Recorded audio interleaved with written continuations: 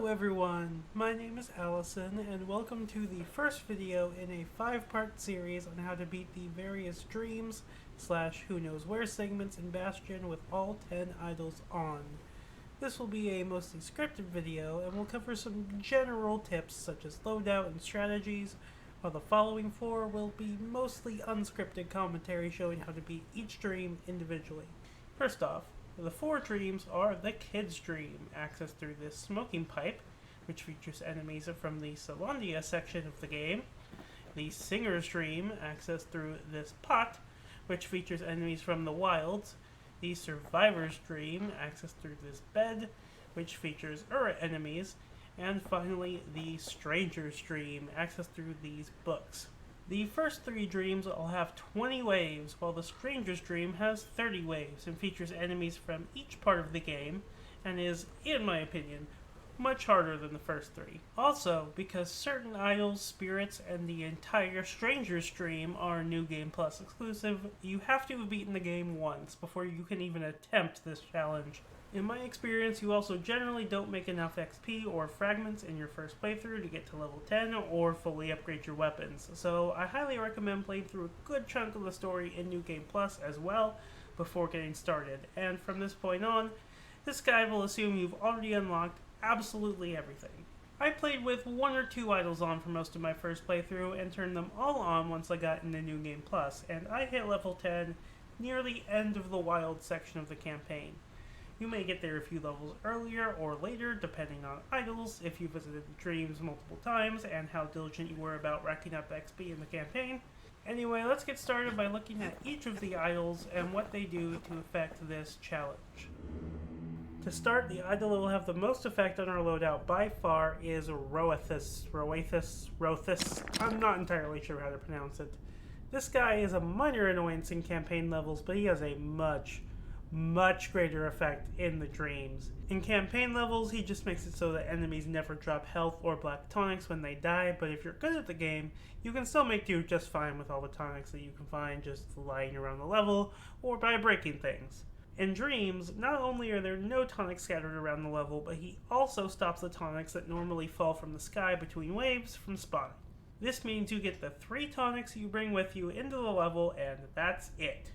You can turn that into 5 and get more mileage out of each one with Bastion Bourbon and Black Rye, but we'll talk about why that's not necessarily what we want to do in more detail when we go over the spirits. The next idols I want to talk about are a group of 4, namely Mycia, Olak, Garmith, and Javel. These have the collective effect of making enemies much tankier. Javel simply gives enemies more health, and Mycia gives them health regen. Olak causes enemies to occasionally turn transparent, and when they do so, your attacks basically act like they're not there. They won't eat your attacks though, so if you attack an enemy that's transparent, your attack can still go through and hit enemies behind them. Because of the transparency effect, you can also tell when this will occur, so you can focus your fire on other enemies or start charging an attack to hit them when it's over. Garmith, on the other hand, deflects your attacks, and you have no way to tell when this will happen until your attack hits them, so he's slightly more annoying. It's also possible to get really bad RNG and have Garmith go off, then Olak, then Garmith again, all while Mycia is healing them. As such, the best way to counter these 4 is by loading up on lots and lots of burst damage in order to make it count when you actually can hit them and make sure they can't out-heal it. We'll talk about that more when we visit the arsenal. The last 5 idols generally just make your day a little tougher. Pith makes enemies move faster and attack a few frames sooner, and Lemaine slows you down if you get hit. Akobe causes enemies to drop a grenade when they die, kind of like Martyrdom in the classic Modern Warfare games. Hensa causes enemies to do more damage to you, and Udrig causes you to take damage just by touching an enemy. There isn't really a specific counter to any of these, you just need to be aware of them, so we won't dwell on them for too long. Let's go take a look at spirits now, and we're going to be spending several of them on countering Roethus. You essentially have 2 routes to this in regards to healing. The first is Bastion Bourbon, which gives you 2 extra health tonics that makes them fully heal you on each use. However, I find this still generally isn't enough healing. especially in the Stranger's Dream, which is 50% longer and generally more difficult than the other three. The second route to countering Roethus is Leech Aid. This makes your tonics only heal you by 33% as much as normal, but you get a lifesteal effect. This will be our main source of healing in this challenge. As a result, we could be living on the edge in our runs for long periods of time, and only using health tonics when we are absolutely about to die. This brings us to our next spirit, Life Wine. Life Wine makes your health act similar to the health system in Bioshock, where a hit that would normally kill you would instead leave you at 1 HP and you get a few invincibility frames. Another analogy might be getting hit by False Swipe in the Pokemon games. This ability is on some sort of a cooldown. I'm not entirely sure how it gets reset, whether it's just based on time or if it reactivates if you heal beyond a certain threshold, but you can get multiple uses within a single life. In general, I recommend just popping a health tonic whenever this activates. Our next spirit is Werewhiskey. This spirit gives you double crit chance when below 33% health, which, as we've already established, we will be often. However, we have the tools to keep us at low health for long periods of time without dying. With this spirit active and some other critical hit upgrades, you can be getting crits nearly every attack. Oh, and the way Leech Aid works, how much you heal is a function of how much you deal with each attack. As a result, 33% health acts as a bit of a sweet spot for us. It's very easy to climb up to it from lower health, but harder to climb higher than that. However, if you do want to fill all the way up, you can actually abuse the idol Mycia to your advantage. Leave one enemy, preferably with an easy-to-avoid attack and a higher health pool, alive at the end of each wave, and you can hit them until they're low, let Mycia regen their health, and then repeat until you're at basically whatever health value you want. Sticking with the theme of healing, our next spirit is Mender Mead, which heals you when you counter with the shield. I'd highly recommend learning how to counter in this game. If you haven't figured it out already, it works similar to perfect shielding in pre-ultimate versions of Super Smash Bros. You essentially have to shield a couple frames before an attack would hit you. Doing this with projectile attacks is pretty easy, especially with the turrets that shoot those little orbs. On melee enemies like Gasfellas, it can be a little tougher, but most melee enemies do a little shake before they actually attack you, which is your cue to put your shield up. Other enemies like the fire and laser turrets and bosses can't be countered at all, so you can't count on it in every scenario. Our last few spirits are pretty straightforward. As we mentioned before, the way Leech Aid works is that the more damage you deal, the more damage you heal, which is why we'll also take Lunkhead Liqueur. This makes counters deal double damage. It's really that simple. Also on our shopping list is Hardy Punch, which basically just gives us an extra life. Bull Brandy gives a 15% damage resistance, and Squirt Cider gives 10 extra health. One criticism I have of this game is that you never really get a number representation of the kid's health other than in this description, and when you get 2 extra when you level up. Data mining the game, though, shows that the kid has a very nice 69 health at level 10, meaning this is about a 15% health buff. Stab Synth causes you to shoot out little thorns whenever you get hit, and those thorns can damage enemies, which heals you. It won't entirely counter the damage received by most attacks, but can slow the bleeding a little bit. The last spirit is kind of up to you. Some good candidates are Bastion Bourbon, even though it won't be as effective due to Leech Aid. Apparently, though, on the Xbox 360 version, Bastion Bourbon will actually cancel Leech Aid's negative effect. So, if you're playing on Xbox 360 in 2022, go for that. On all other versions, though, Bastion Bourbon will take effect first, which will cause health tonics to heal you all the way. Then Leech Aid will cut it down to 33% of your max health, which is still a little more than you'll normally get. You'd normally get about 20% with just Leech Aid. Bastion Bourbon will also give you those 2 extra tonics. If you want to live even more on the edge than normal, Champagne gives you plus 25% damage, which is a pretty big deal, because that does also increase our healing, but at the cost of an extra life, which basically just cancels out Hardy Punch. I don't personally think that this one is worth it, but you can make a case for it. What I'm going to go with is Cinder Brick Stout, which causes your movement speed to go up by 33% when you have your shield up. This doesn't help at all for countering, but can be useful for approaching enemies who deal constant damage, like laser turrets and pincushions. I would personally avoid Dread Rum, Fetching Fizz, Falling Malt, Black Rye, Whale Ale, Graver Gimlet, and Doomshine. Dread Rum gives you only an extra 10% crit chance, but you have to be at full health for it to trigger. As we already established, we're not going to be at full health very often, and this effect stands in direct opposition to the much more powerful Were Whiskey.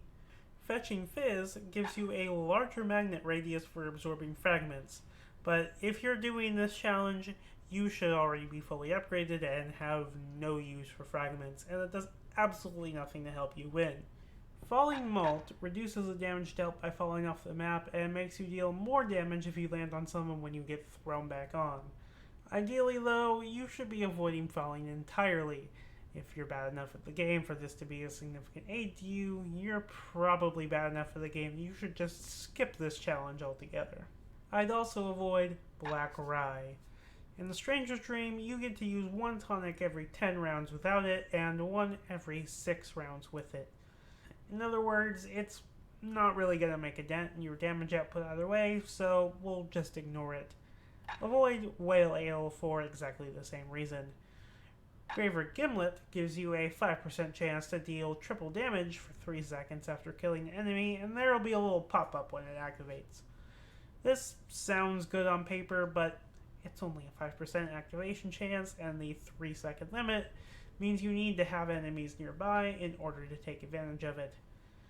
Doomshine is essentially the inverse of Dread Rum. You'll get a permanent 10% extra crit chance at the cost of 10 health. This simply isn't a good trade and a waste of a slot, especially compared to Were Whiskey. Now, before we head to the arsenal, here's my tier list of all the spirits for the purpose of this challenge. Now that we're at the arsenal, as previously stated, what we want is high burst damage. With that in mind, let's look at our melee weapon first, the Brusher's Pike. Simply put, with the right upgrades, this is the most overpowered weapon in the entire game. Full stop. I went through some footage at slow motion and got some frame data, though this is based on animations alone. To borrow some Smash Brothers terms, it appears to hit on frame 3 to 5 depending on distance, with an FAF of about 30, though you can actually cancel it with a roll as soon as about frame 18. It can also be used out of shield, and if you hold the shield button, you'll go back into shield as soon as the attack ends. It's also massively disjointed, making it very safe to use on enemies at medium range. I mostly focus on the melee attack, but if you need a quick little follow-up, you can hold your melee button and you'll go into a throw, which can be faster than 2 melees at the cost of not having it for a little bit afterward. There's a couple options for our ranged weapon, but I've gone with the Galleon Mortar. This also does very high damage, and there's an upgrade to make yourself immune to your own bombs. You can also aim while you wait for enemies to come out of Olak, and if an enemy triggers Garmoth, often the shot will drop right in front of them and they'll still get hit with the splash damage along with any other enemies nearby.